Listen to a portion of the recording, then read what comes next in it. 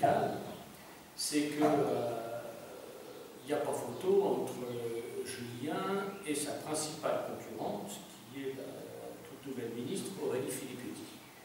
Il y a d'autres candidats. Les autres candidats n'ont aucune chance de gagner.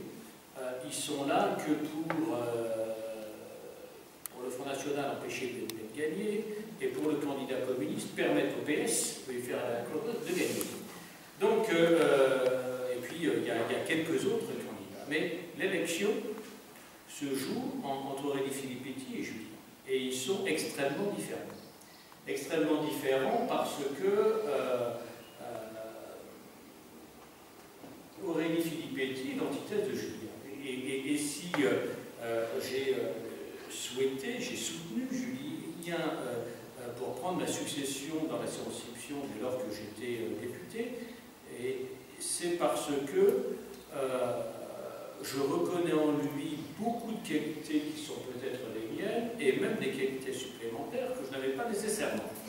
Donc, et pour moi, les qualités fondamentales d'un homme politique, d'un élu, d'un député, le député au sens étymologique, c'est un envoyé.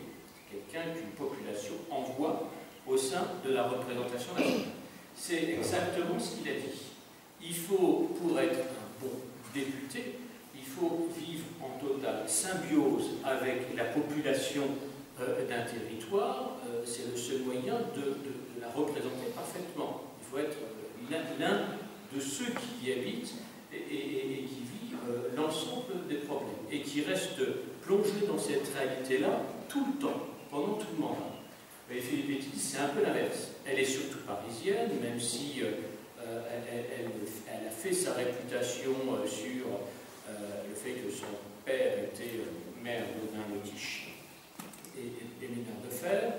Ça fait longtemps qu'elle a quitté la région, ça fait longtemps qu'elle vit beaucoup plus à Paris, puis elle a essayé d'être, elle a été élue de Paris, elle a même voulu être élue à Lyon, dans le Rhône, et elle fréquente beaucoup plus les quartiers, ce qu'on dirait bobos, un peu chic de Paris, plutôt que de vivre dans la réalité locale ici. D'ailleurs, elle a d'une certaine façon une chance que sa circonscription disparaisse, parce qu'elle aurait eu beaucoup plus de mal encore à se faire réélire dans sa circonscription que dans celle-là. Parce que dans sa circonscription, elle a su séduire. Puis après, on ne l'a plus vue. Lorsqu'aux élections sénatoriales, je suis passé dans chacune des communes, et bien oui, ça fait plaisir de voir la députée, parce que nous, notre députée, on ne l'a pas vue depuis les élections législatives. Si on veut la voir, ça peut être qu'en regardant la télé, hein, mais on ne la voit jamais physiquement. Donc ça, c'est la première caractéristique qu'elle a dans le terrain, par rapport à un élu de terrain, un élu qui doit rester de terrain, même si être député, c'est une double vie, c'est le milieu de la semaine à Paris, c'est le début et fin de semaine dans la circonscription, mais ça ne doit pas être que la vie parisienne. La deuxième raison, c'est de privilégier le travail de fond. Il ne s'agit pas simplement de présenter, d'écouter, il s'agit de faire un travail de fond sur l'ensemble des dossiers pour essayer de faire avancer les projets ou les dossiers sur un territoire. C'est un travail de longue haleine. Ce n'est pas un travail qui consiste simplement à regarder une affaire superficiellement, à faire quelques déclarations à l'emporte-pièce en veillant à être bien reproduit. D'ailleurs, souvent, les démarches les plus efficaces ne sont pas nécessairement les démarches les plus médiatisées. J'ai toujours privilégié le contact dans l'équipe ministérielle, l'entrevue directe avec les ministres et les pouvoirs de l'Assemblée, plutôt que la déclaration fracassante à la tribune, parce que c'est comme ça qu'on fait réellement avancer les causes qu'on veut défendre. Il faut aussi donc être complètement imprégné des dossiers de la Moselle, de ses problèmes, de ses projets, et ne pas donner, même si c'est plus efficace médiatiquement, qu'une image de la Moselle qui correspond au vieux cliché. Voilà. Les Filippetti, elle nous joue Zola à Saint-Germain-des-Prés, hein, laisse penser que la Moselle, c'est que Florence, en refusant d'ailleurs de voir toutes les avancées positives qui ont été faites, parce qu'on peut prendre dossier par dossier, un investissement qui était le nôtre pour classer, pour reconvertir, pour redévelopper, elle ignore complètement. Tout ce qui compte pour elle, c'est d'essayer de jeter de l'huile sur le feu et de participer aux épisodes les plus médiatiques qui renvoient toujours l'image de la Moselle, soit aux crises de la sidérurgie, soit aux crises de restructuration de la défense, et jamais au projet positif. Alors, je dirais, c'est pas tout à fait vrai ce que je veux dire, parce qu'elle sait quand même chevaucher les dossiers positifs de la Moselle. Mais même si elle n'y est pour rien. Alors là aussi, c'est une caractéristique même de Julien, c'est parfois d'être trop modeste. Hein, c'est-à-dire d'avoir le souci de bien faire avant de faire savoir. Effectivement, le c'est l'inverse.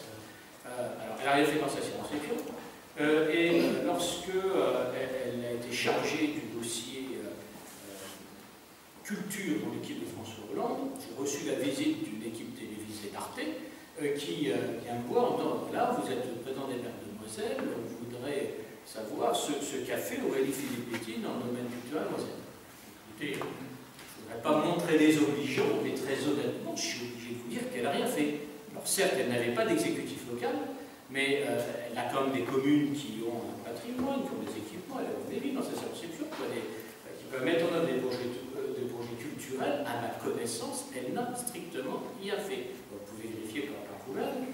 Et alors là, je me dis, mais vous pouvez pas dire ça, honnêtement. Elle a quand même fait avec Dominique Gros le centre Pompidou à Metz.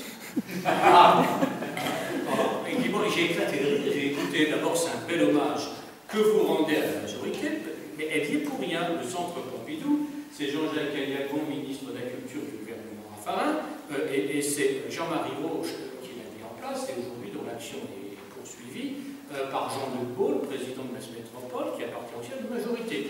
Donc si elle dit que c'est bien, c'est tant mieux, c'est nous. Plus vraiment, elle n'y est pour rien. Quoi. Mais à Paris, à Saint-Jean-de-Lez, il y a des journalistes qui sont persuadés que c'était elle avec Dominique. Alors,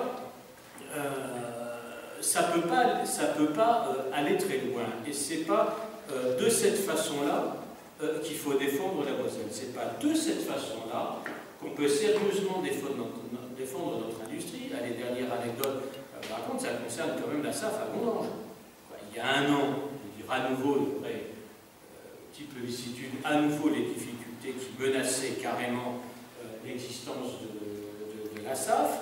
Là, il y a une proposition de reprise du groupe Farina, et que les syndicats voient avec réserve, parce qu'ils sont passés de reprise en reprise, et que le Parti socialiste, Filippetti et Terrier en tête, ont combattu.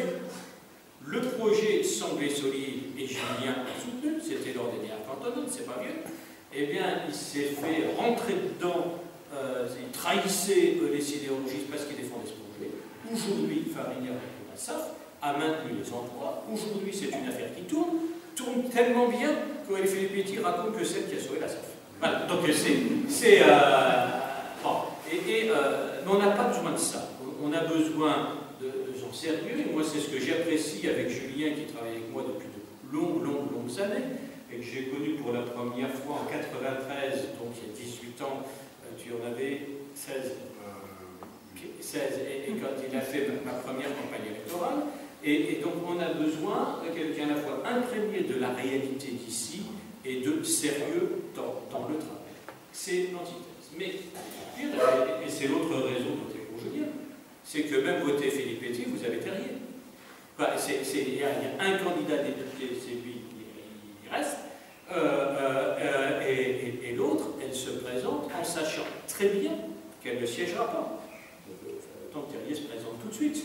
Sauf que Terrier, il en fait déjà plus très lourd en Mézières, donc il aurait du mal à donner le sentiment qu'il va en faire le maximum pour toute la circonscription.